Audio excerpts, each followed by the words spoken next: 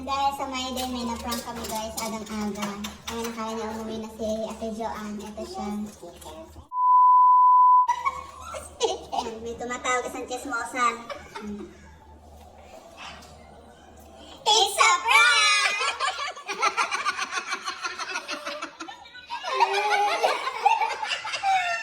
It's a prank! It's a prank! Ang bilis ah!